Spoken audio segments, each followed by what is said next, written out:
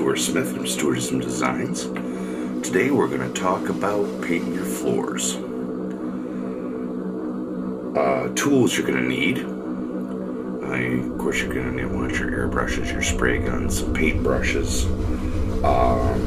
Depending on what type of surface you're painting, whether it be wood or cement.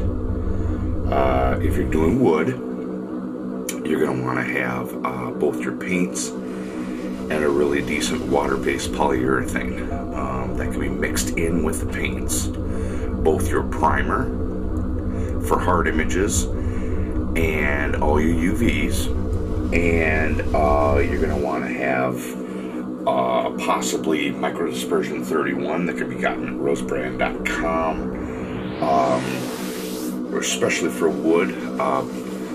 Many times you can be working on what we would term an unstable surface. So if you are going to be producing a 3D image, you're going to want to use at least a really good plywood, not chipboard. We did some stuff on chipboards, and that's just begging for problems when you're doing that. Cement, we're going to have Rust-Oleum's water-based cement stain. And we want to make sure our cement is really nice and clean.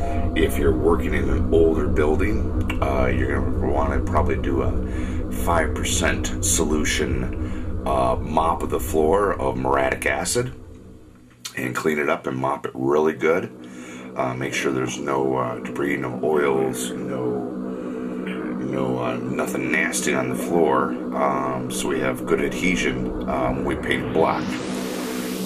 I would start the black both on wood and cement, utilizing all the hardeners, and that would give you the best surface to start your artwork.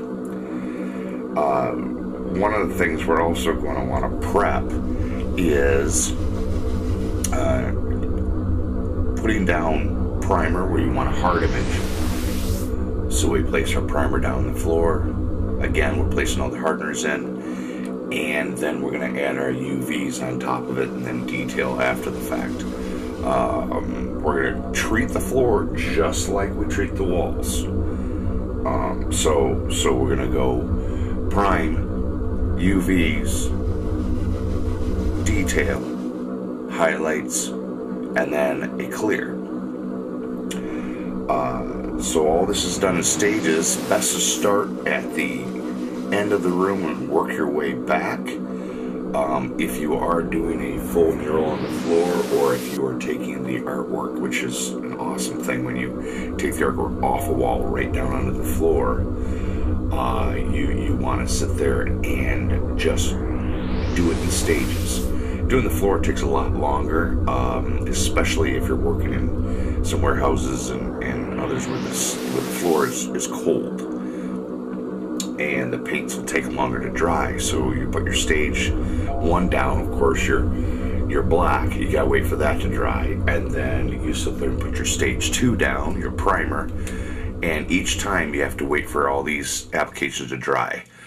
Also, for warning, especially if you're spraying, watch your hose. You're gonna be dragging your hose all over that floor, and I've had issues with it dragging through wet paint. You think it's dry, it's not. So be aware where your hose is at all times, and be careful when you're setting your guns down. Also, if you're going to be airbrushing, sometimes it's nice to use a gravity feed airbrush, but I still like to use the siphons with the jar on the bottom. And you're going to need to make sure that the breather hole on top of your gun, your jar, is facing you, not the other way, because you're going to be working totally at an angle, and you're going to get a lot of drips and runs that way coming out of the jar and onto your floor. So be strategic before you start airbrushing. Another side note, I usually have the customers supply the black paint, but I will paint the floor, and the reason being is don't have your customer paint the floor before you arrive on site. Because of all the overspray and dust, they're just wasting their money because it's going to have to be repainted again black anyways. So it's just best to sit there and say, hey, let me make sure the walls are painted black, make sure the black lights are up, and then come in and do your work and not worry about the floor until it's done. Once you have the walls done, then you come in and spend an afternoon painting the floor black, let it dry thoroughly, and you've saved the customer a lot of time and a lot of money. It's usually a perk.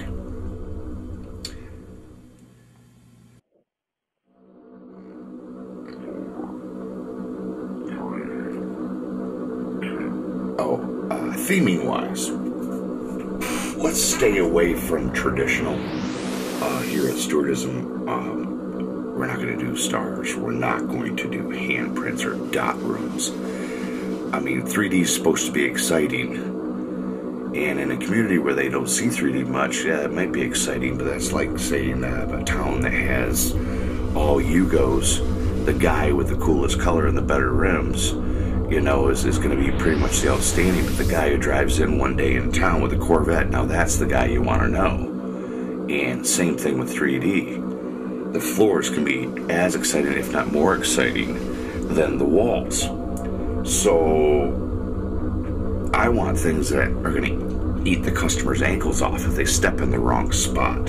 If we do a plank room, I want to have roots and eyeballs and all sorts of nasty things. I mean, we are doing a haunted house, okay? And even in a laser tag, let's add some excitement. Just the fact that, oh gee whiz, the planks are red, you know, is not exciting. And we're selling excitement, we're selling an adventure, we're selling fantasy, not something boring. Another wonderful thing is the 360 room. You got all the walls done. You have something on the ceiling if your fire marshal allows it, and you got something fantastic on the floor all the way around. That right there just adds so much.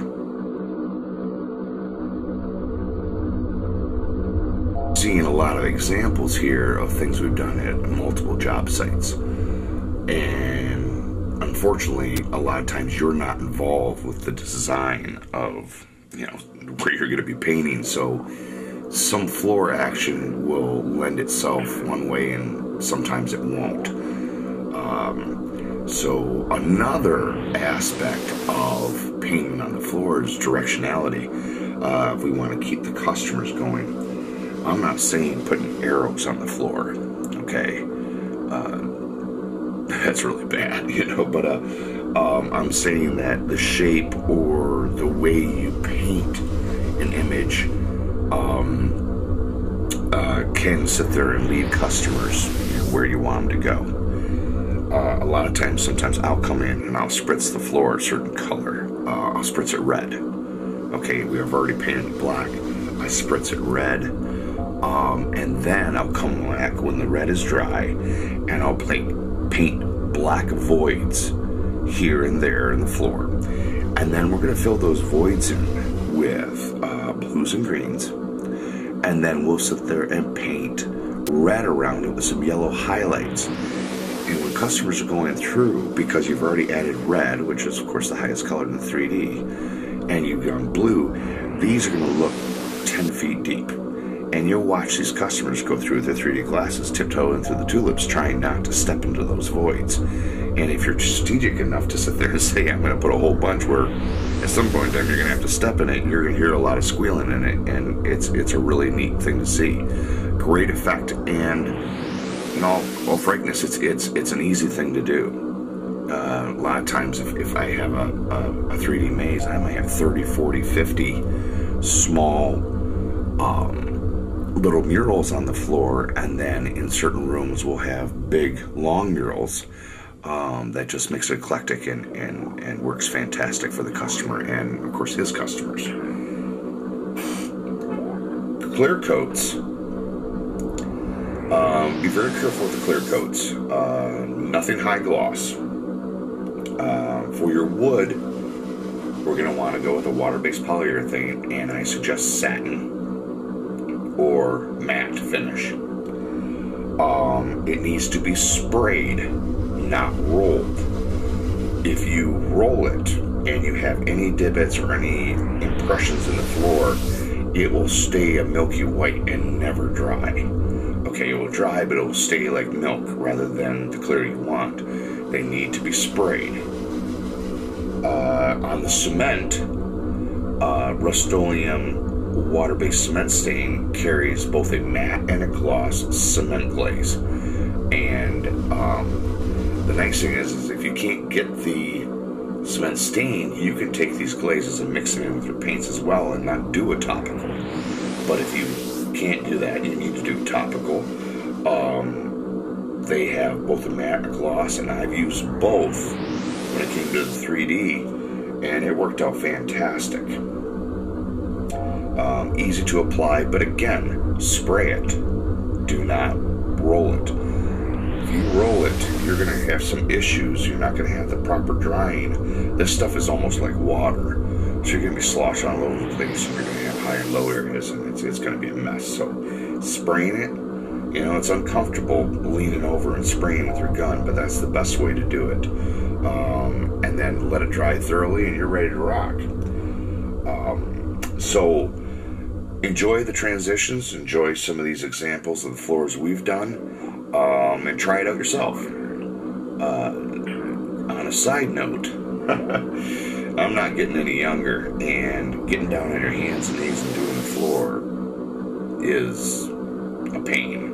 I mean, the end result's fantastic, but sometimes you're like, oh crap, I gotta sit there walking through this floor, and then, you know, suck through a straw the rest of the night because my back isn't what it used to be. So be prepared, even to the point if you want to wear knee guards and stuff like that. You're beyond the floor for a long time. And another side note as well, wear gloves. Worst case scenario, you get your oils or you're mixing paints and you get something on the floor and you're supporting yourself with one hand while you're airbrushing with the other.